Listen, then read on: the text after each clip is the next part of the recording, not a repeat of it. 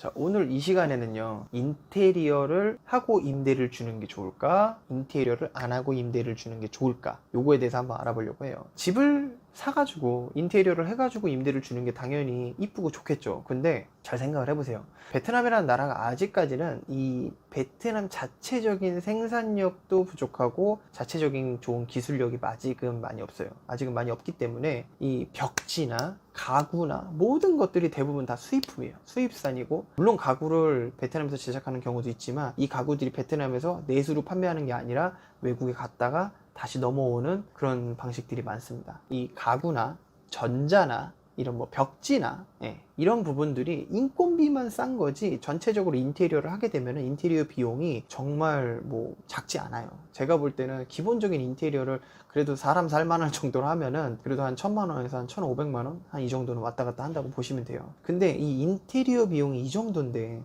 이거를 1500만 원을 만약에 들여서 했어요. 그러면 임대료를 얼마나 더 받을 수 있을까요? 내가 인테리어를 안 했을 때에 아파트를 임대를 주는 거하고 인테리어를 했을 때 임대를 주는 거하고, 아파트를 인테리어를 하게 되면 보통 한 300불 정도 더 받아요. 200~300불 정도. 집이 고급 아파트일수록 인테리어를 이쁘게 해가지고 주는 게 맞긴 해요. 그러면 300불 이상 더 받을 수 있기 때문에. 근데 집이 저렴한 아파트일수록 인테리어를 하게 되면 그만큼 비용 자체를 뽑아내지를 못합니다. 이 부분을 생각하셔서 인테리어를 하셔야 돼요. 임대를 하는 입장에서는 당연히 돈을 좀 덜 들이고 높은 임대료를 받는 게 제일 좋은 건데, 실제로 높은 임대료를 받으려면 인테리어를 조금을 해놔야 높은 임대료를 받을 수가 있어요. 그리고 이 인테리어를 예를 들어서 내가 그냥 계산하기 쉽게 한 1000만 원 정도 들여서 인테리어를 했다. 한 300불 정도 더 받는다. 그럼 1년이면 3600불이에요. 2년을 넘게 임대를 해줘야 겨우 인테리어 비용만큼 뽑는 거예요. 그렇기 때문에 이 2년 동안에 인테리어를 굳이 해야 되나? 이런 생각을 하는 거죠. 저는 사실 만약에 제 집이라면 저는 인테리어 안 하고 임대를 주는 거를 선호를 해요.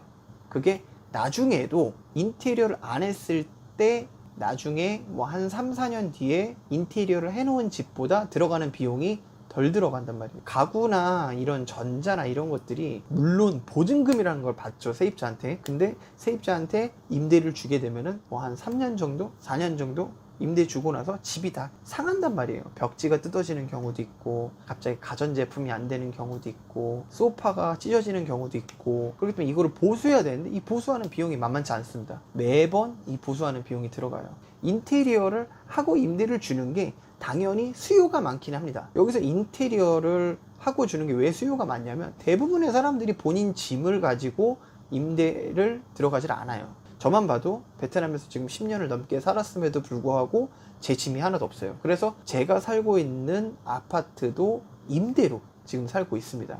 물론 이제 분양 받아가지고 이제 그 집으로 들어갈 건데, 들어가게 되면 이제 제 짐을 넣겠지만 제가 사가지고, 그 전까지는 저도 대부분 갇혀있는 집에서 임대를 해가지고 살고 그래요. 수요는 확실히 많습니다. 그래서 임대를 조금 더 빨리 뺄 수는 있지만 금액적인 부분으로 봤을 때는 이게 인테리어를 하고 임대를 줘야 되나 라는 생각을 많이 하게 되죠. 그렇기 때문에 그거를 잘 따져봐야 돼요. 인테리어를 그냥 해가지고 내가 한 300불 더 받겠다고 인테리어를 하는 게 맞는 건지, 아니면 안 하고 그냥 노옵션으로 주는 게 맞는 건지, 아니면 인테리어를 해가지고 내가 조금 더 수요가 많은 층들을 공략을 해서 빨리 임대를 빼는 게 맞는 건지. 반대로 임차인 입장에서는 가구가 있는 집을 들어가는 걸 좋아할까요? 가구가 없는 집을 들어가는 걸 좋아할까요? 방금 말씀드렸다시피 수요는 확실히 가구가 있는 집들을 선호하시는 분들이 90% 이상이에요. 베트남에 몸만 왔다가 주재원 분들이거나 대부분 한국에 있는 짐을 이사해가지고 이쪽으로 오시는 분들은 아주 드뭅니다. 드문 경우에요. 아무래도 인테리어 되어 있는 집들을 선호를 하죠. 그래서 인테리어 되어 있는 집들을 들어는 가는데, 중요한 건 뭐냐, 가끔 가다가 이제 노옵션을 찾으시는 분들이 있다. 그래서 이 노옵션을 찾으시는 분들이 있는데, 이 중요한 건 뭐냐면 노옵션이 굉장히 귀합니다.